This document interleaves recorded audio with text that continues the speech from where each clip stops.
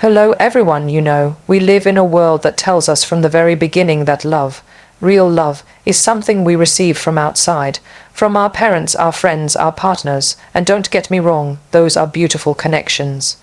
They teach us so much, but somewhere along the way, we forget the most important relationship we will ever have, the one with ourselves.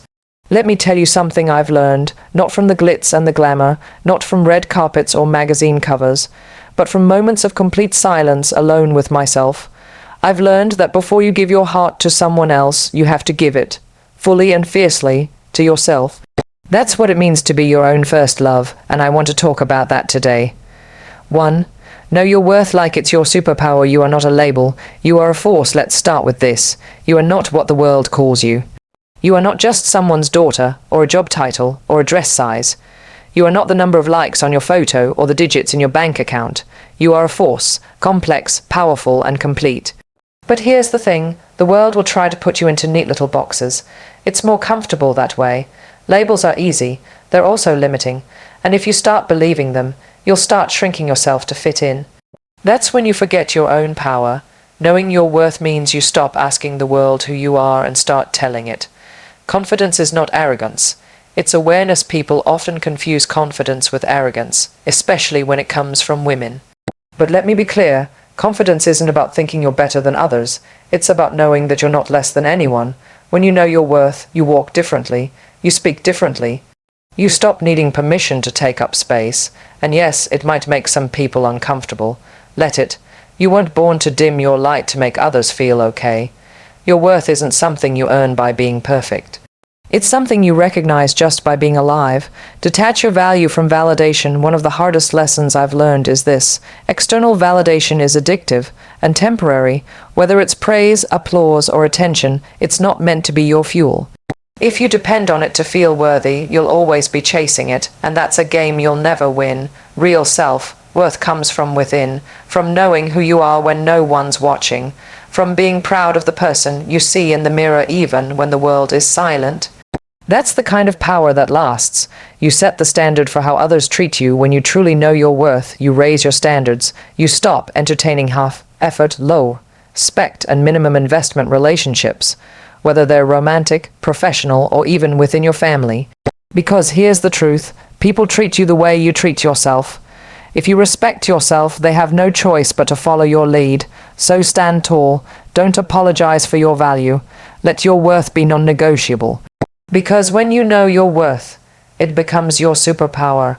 And when you carry that power into the world, everything changes. 2.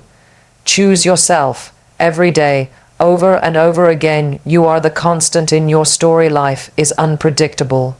People change, circumstances shift, careers rise and fall, but the one person who stays with you from the moment you're born until your final breath is you.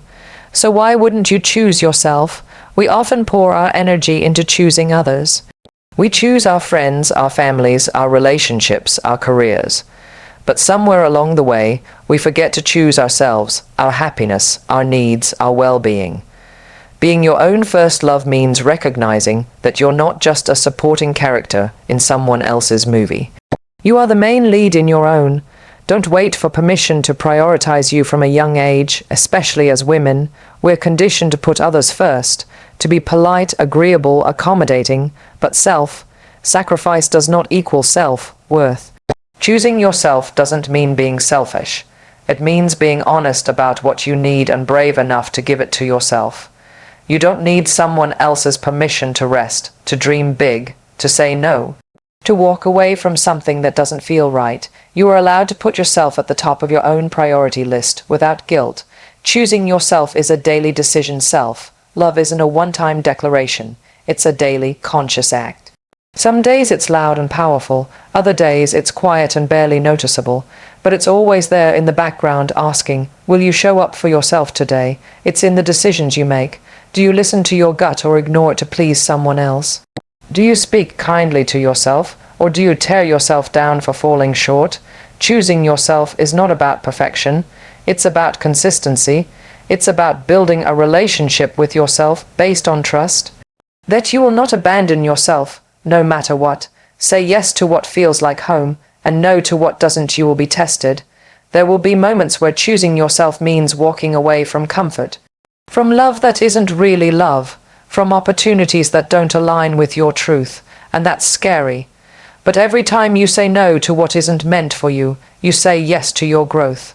You open space for something better, truer, more aligned.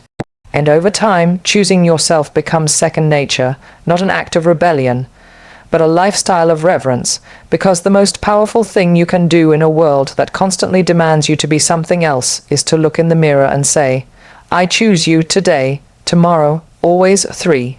Speak to yourself the way you would to someone you love. Your inner voice becomes your reality. Let me ask you a simple question. Would you talk to your best friend the way you talk to yourself? If the answer is no, it's time to check in with that voice inside your head. We all have an inner dialogue, that little voice narrating our life, and often it becomes harsh, critical, even cruel. We say things to ourselves like, I'm not good enough, I look terrible, I'll never make it. But if someone else said that to you, you'd walk away. Maybe even punch them in the face, right? So why allow that kind of dialogue inside your own mind? Compassion starts from within. If there's one thing I've learned over the years, it's that real strength doesn't come from being hard on yourself. It comes from being kind, being understanding, speaking with the same compassion you'd show someone you love deeply. When you mess up, instead of tearing yourself down, say, it's okay, you're learning, you're growing. When you feel insecure, remind yourself you are enough even on your off days. You wouldn't call someone you love a failure or ugly or stupid. So don't do it to yourself. You deserve the same tenderness, the same softness, the same patience. You are listening. So speak with purpose. Here's the truth. Your brain is always listening. The words you say, even silently, become your beliefs. And your beliefs shape your actions, your decisions, your entire life. So speak with intention. Speak to empower, not to punish. Use words that build your confidence, not bury it. Wake up and say, I'm proud of how far I've come. Look in the mirror and say, I love who I'm becoming. Talk to yourself like you would to someone who's been through hell and is still standing. Because you have, and you are. Rewrite the narrative, one word at a time. Rewriting how you speak to yourself won't happen overnight. It's a practice, a choice. Some days you'll catch yourself falling back into old patterns. But that's okay. Just pause, breathe, and start again. Because when you begin to speak to yourself with love, grace, and respect, something shifts. You stop doubting your worth, you start embracing your power, and suddenly the relationship you have with yourself becomes the safest, most empowering space in your life. 4. Set boundaries like a queen. Boundaries are not walls. They're bridges to self-respect. Let's get something straight. Boundaries are not about shutting people out. They're about inviting the right energy in. Think of them as bridges, strong, intentional, and designed with love. They let in what nourishes you and keep out what drains you. So often, especially as women, we're taught to be agreeable, to say yes even when we want to say no, to sacrifice, to bend, to please. But here's what I've learned. Your peace, your time, and your emotional energy are sacred. Protecting them isn't rude, it's revolutionary. No is a complete sentence. We live in a culture where saying no can feel like a sin. Like we're letting people down or disappointing someone. But self-love means honoring your limits even when others don't understand them. You don't owe anyone an explanation for choosing your mental health, your rest, your priorities. Saying no doesn't make you cold, it makes you clear. Clear about your worth, your boundaries, and your needs, and clarity. That's queen energy. People will test you. Stay rooted anyway, let's be honest. Setting boundaries won't always be comfortable. People might resist. They'll call you difficult, selfish, too much. That's okay. When you've spent your life overextending yourself, choosing you will feel unfamiliar. Not just to others, but to you. But let them get uncomfortable. Let them adjust. Your job isn't to make everyone else comfortable. Your job is to honor yourself. The ones who truly love and respect you will learn to honor your boundaries too. Make self-respect a lifestyle, not a moment. Boundaries aren't one-time statements. They're a lifestyle. They show up in your everyday decisions, in how you manage your time, in the relationships you allow. In the silence, you choose instead of forced conversations. It's in walking away from gossip, in turning off your phone, in declining the invite, in saying, "I love you, but I won't tolerate this." When you set boundaries, you teach the world how to treat you. And more importantly, you teach yourself that you're worthy of protection, respect, and peace. Be unapologetic about the space you need. Your life isn't up for negotiation. Your joy isn't disposable, and your boundaries, they are your birthright, so protect your energy, guard your spirit, and set boundaries like a queen, gracefully, powerfully, unapologetically, because a woman who knows how to say no is a woman who truly knows her worth. 5. Celebrate yourself unapologetically. Don't wait for the applause. Be your own standing ovation. One of the most powerful things you can do in this world is to stop waiting for permission to feel proud of yourself. So many of us wait for recognition, wait for validation, wait for someone to tell us we did well. But the truth is, you don't need the world to clap for you before you rise. Be your own loudest cheerleader. Be the first to say, "I did that."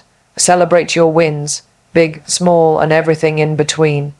Even if no one else notices, you notice, and that's enough. Because self-celebration isn't arrogance, it's self-respect.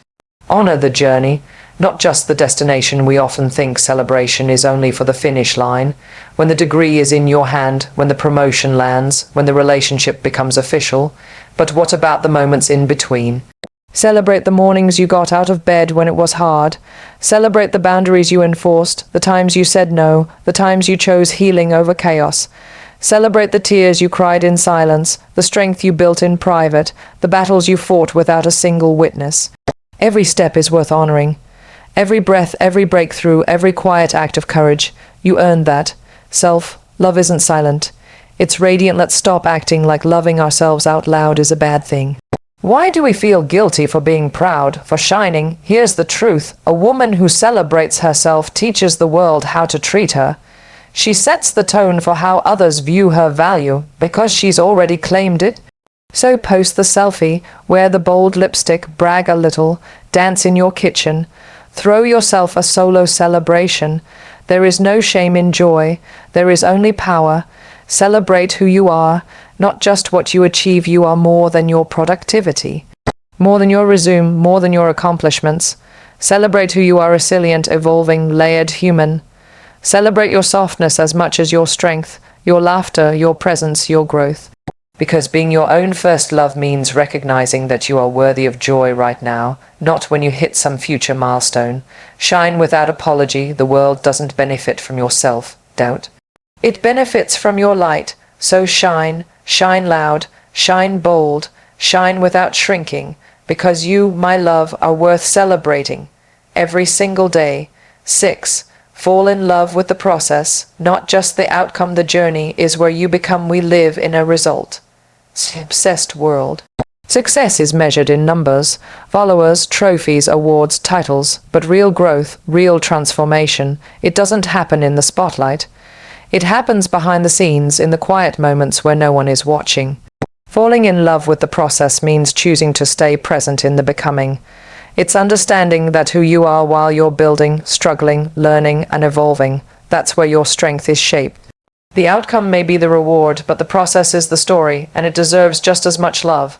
Progress over perfection. Perfection is a myth. It's a moving target, and if you keep chasing it, you'll never feel good enough.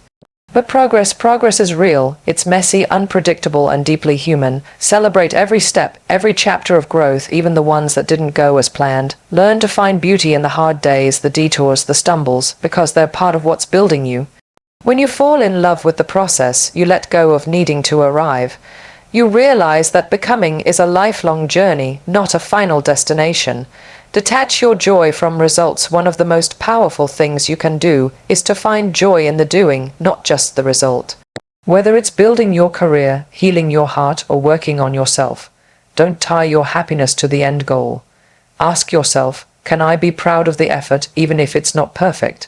Can I find joy in the discipline, the growth, the resilience I'm building day by day? When you fall in love with the process, failure doesn't define you. It refines you. Let the process mold you, not break you. Life won't always be easy. The process will test you. It will stretch you. There will be moments where you'll want to quit, give up, or go back to what's comfortable. But those moments, they're not setbacks. They're shaping you. They're polishing you. They're preparing you for what you prayed for. Stay in it. Trust it. Respect the pace of your growth. It doesn't have to be loud to be meaningful.